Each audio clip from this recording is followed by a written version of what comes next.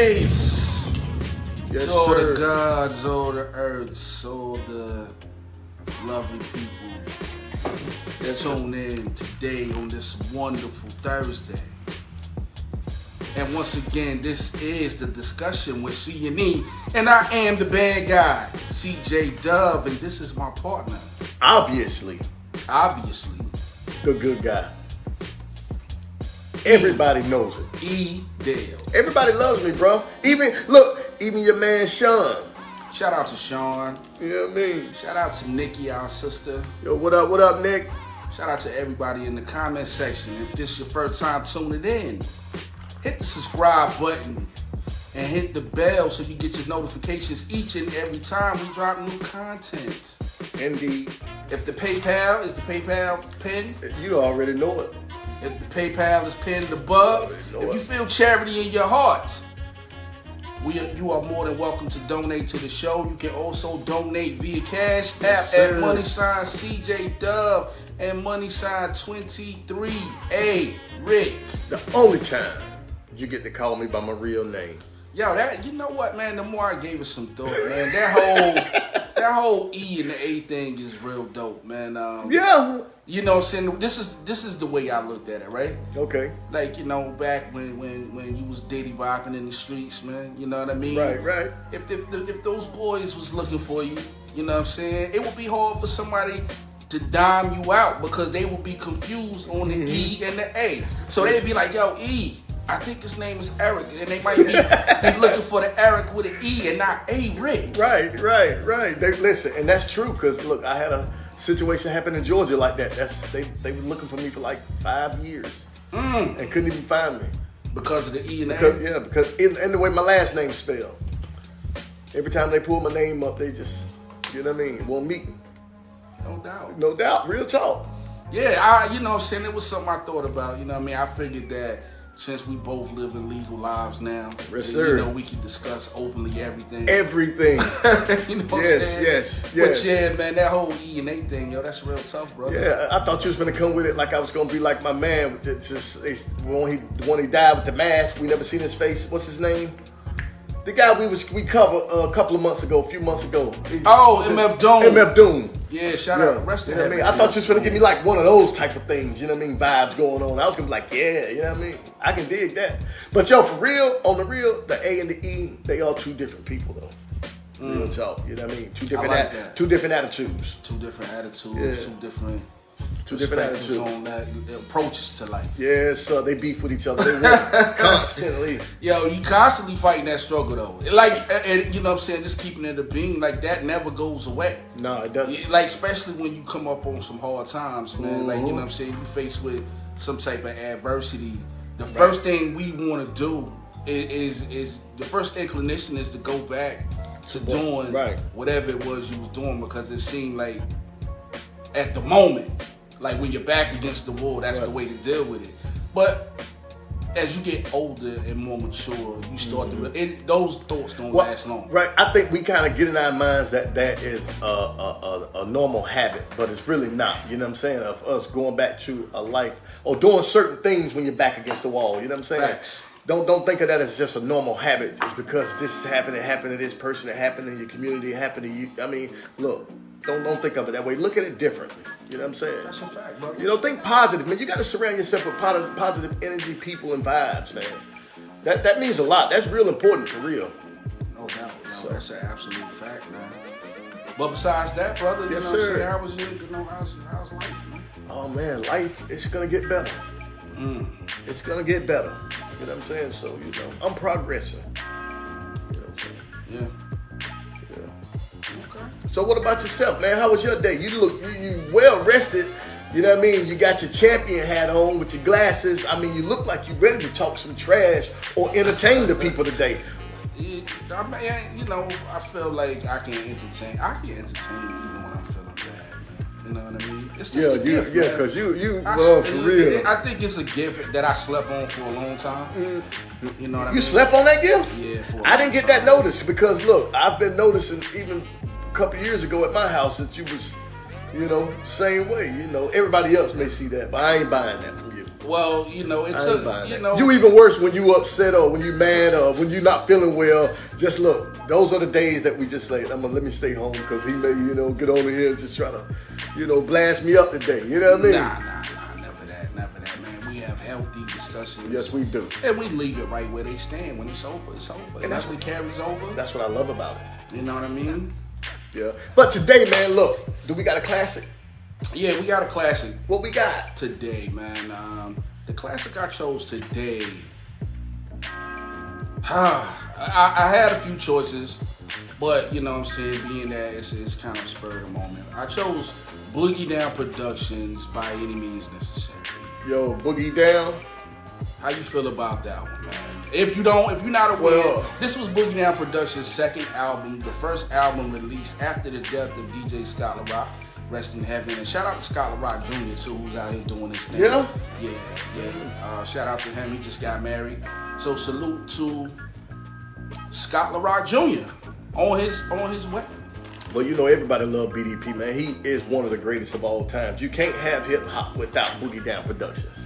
It doesn't matter. I would happen to agree with you on that. No, listen, no one could disagree with that. There is no hip hop without Boogie Down Productions. By Any Means Necessary is a special album to me in a lot of different ways because it was actually the first hip hop album that I really learned from front to back. Oh wow!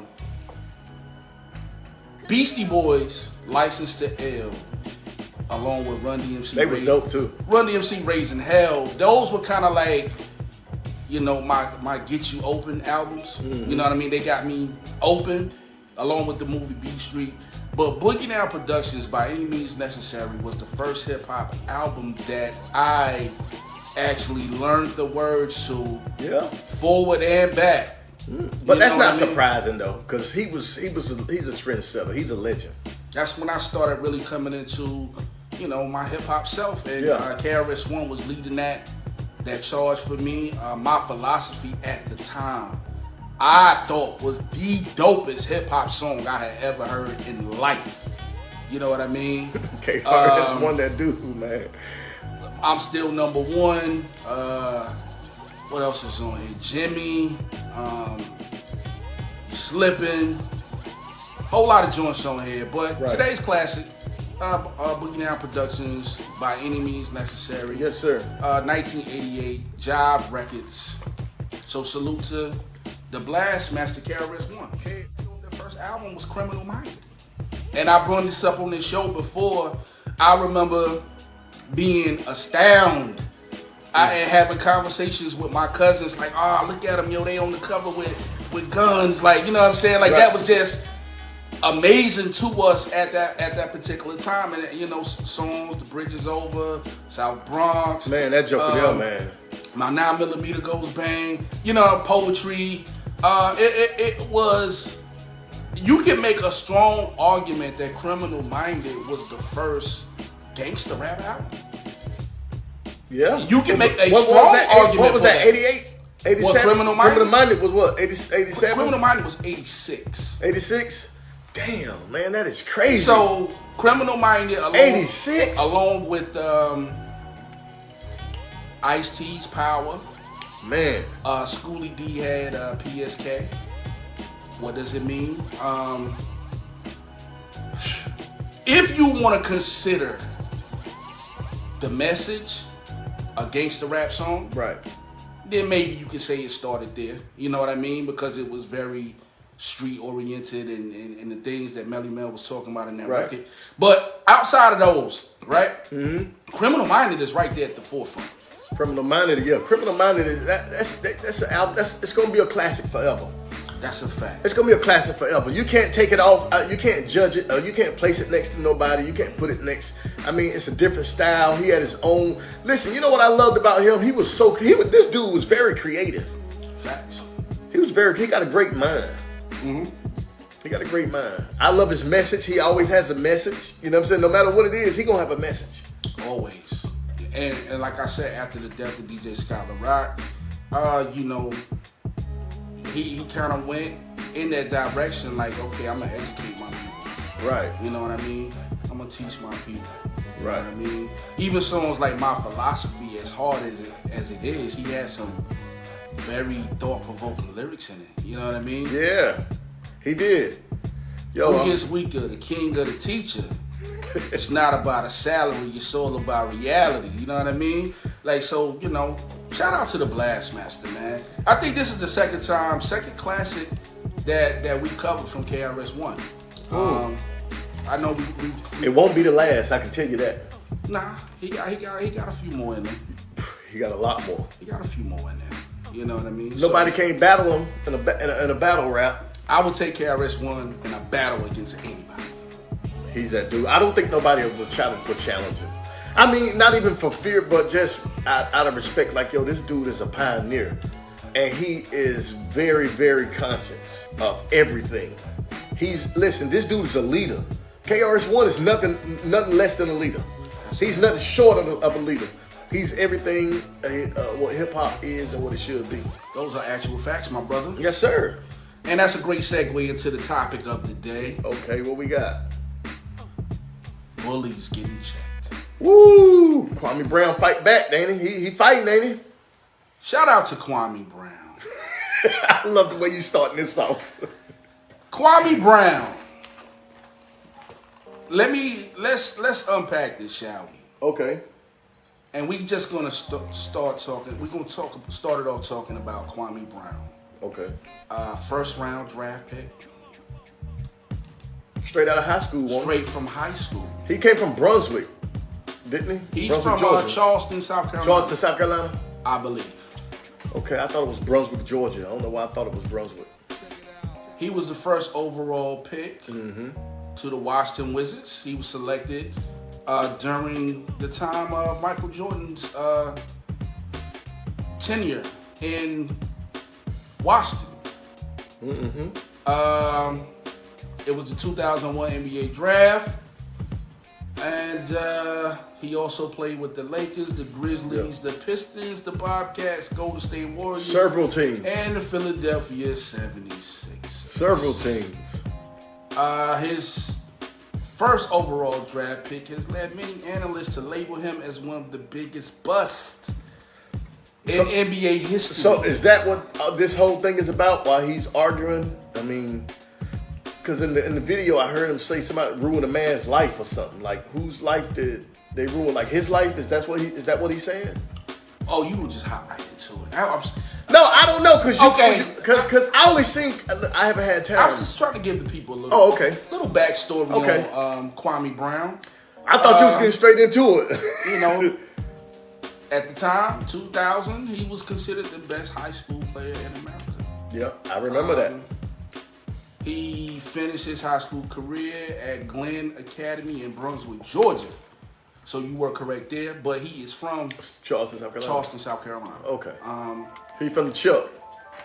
So he had he retired in 2013. He had a pretty long career then. Yeah, he lasted pretty long. You know what I mean? 13 years ain't bad. It's not bad. What you say, came in 2000? Yeah, that's not bad. So even though he's considered, I think the fact that he was the first overall pick is what leads many people to consider him a bust. I'm pretty sure he had moments, which probably showed flashes of greatness at certain times, but he didn't quite live up to it, which leads us to where we are today. Through the years, I can't name not one NBA or basketball analyst who did not trash Kwame Brown. I think a lot of people trashed him. I think maybe I probably said a word or two back then about him. Fans, analysts, everyone, other NBA players, and for 20 years, Kwame Brown said nothing. He really didn't. He took it in stride. He was a young man. Coming straight out of high school, you're 18 years old and you around grown men, and I'm pretty sure it was probably even more wicked. there. And I'm sure it wasn't easy gelling with Mike. You know, Mike was probably, you know how Mike is. And that was one of the things that was brought up that, Jordan hurt his confidence so bad that he wasn't able to recover from that. Yeah, but see, that's what I'm talking about. That's not cool. That's not cool when people acting like this is cool and they praising Mike and all this. Look, Mike, I love Mike. Mike is the greatest basketball player to ever live, and I'm going to still argue against him.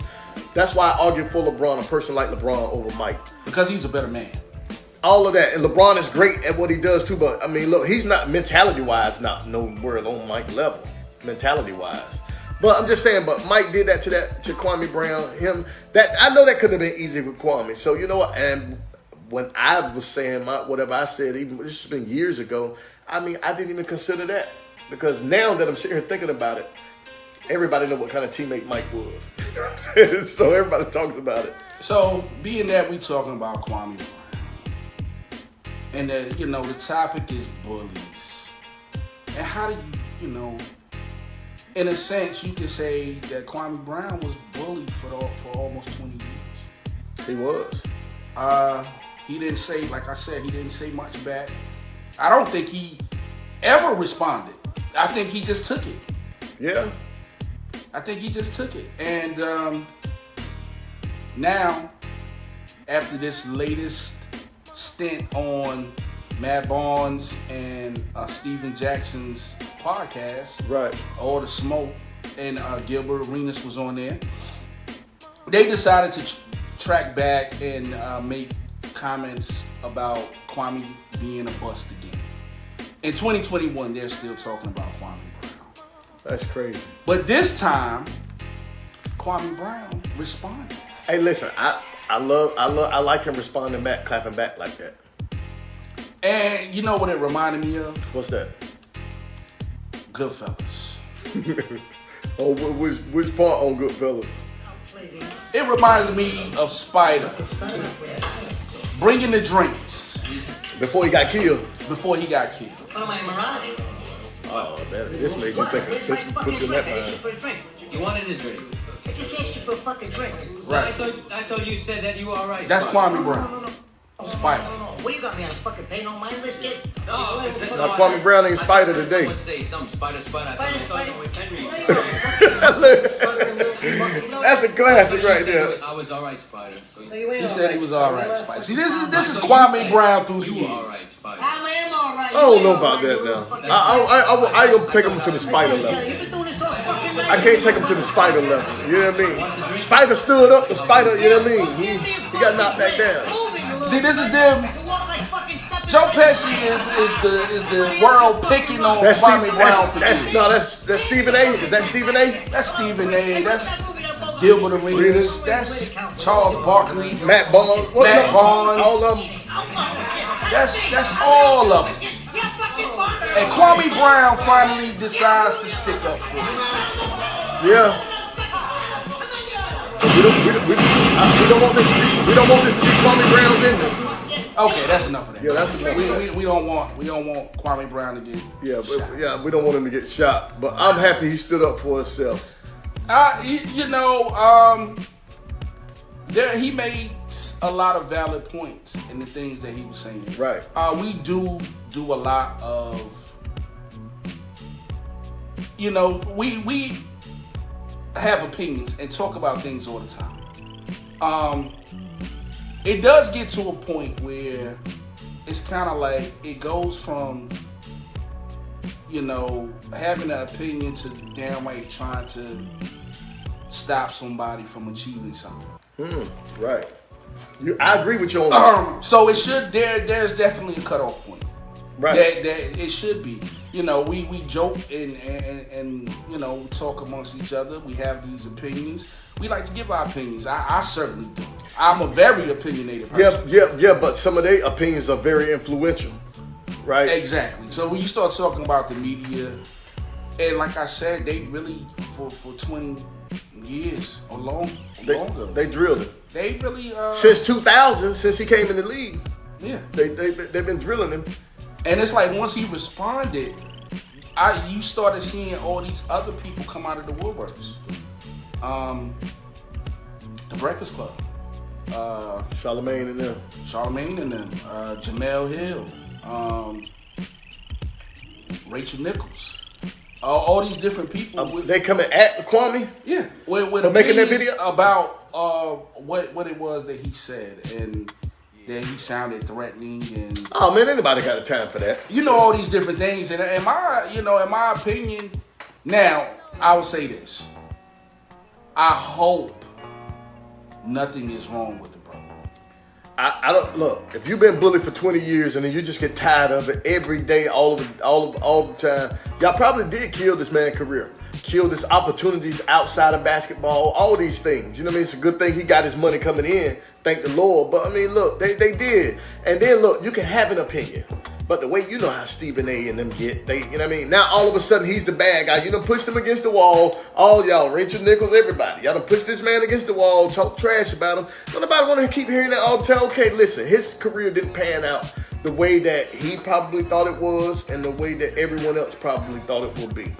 You know what I'm saying? Considering the circumstances coming in 2000 and going straight to the league to play with Mike at that stage of Mike's career, when you're the #1 draft pick, you know what I'm saying? Going to the best player in the world team over at the Washington Wizards. That's not easy. I'm sure Mike said a whole bunch of crazy stuff to the man. He just was, you know what I mean? So look, man, I think that him coming out saying what he said, he stood up for himself. And look, don't be upset about it because he stood up for himself. Y'all been giving it to him for this long. Like you said, 22 years, 20 years. He had his moment, and now everybody's saying, oh, he's crazy. I hate that story. You bully somebody, then when they get out of line and get out of character, oh, something wrong with them. Yeah, and another valid point that he made. I don't like that. Was the fact that, not many people can say that they were good enough to play in the NBA. Right, exactly. So that in itself is an accomplishment. Mm-hmm.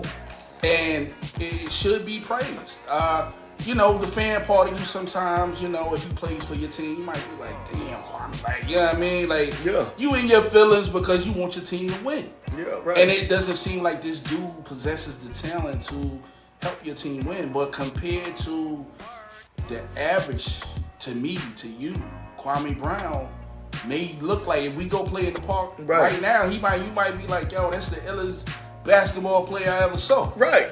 Yeah. You know what I'm saying? Yeah. So we have to keep those things in mind as we, discuss these things, man. And he should, as a black man, he should be commended on his accomplishments. So are you okay with him?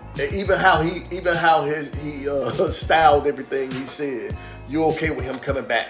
I love shooting shot. Me, I do too. Because I don't like bullies. I do too, because I think that he just got fed up to the point where he was like, you know what, man, I'm sick of this, man. I mean, what else y'all want from me? You done killed my career. I mean, I'm okay with it. Let me say that. I'm okay with it. Nobody got hurt. He said what he had to say. He addressed who he wanted to address. And he named names, called you whatever he called you. If you don't like it, then, hey, see him in the street or something. I mean, if you see him face to face, like a man, you know what I'm saying? So that's how he came back. He did what he did. There you go, Kwame. No, don't do Kwame like that, man. Don't do Kwame like that. Tell him. Woo! Tell him, Kwame. You heard what he said? Hey, Spider, hey. Yeah, this is for you. That's for you, Kwame.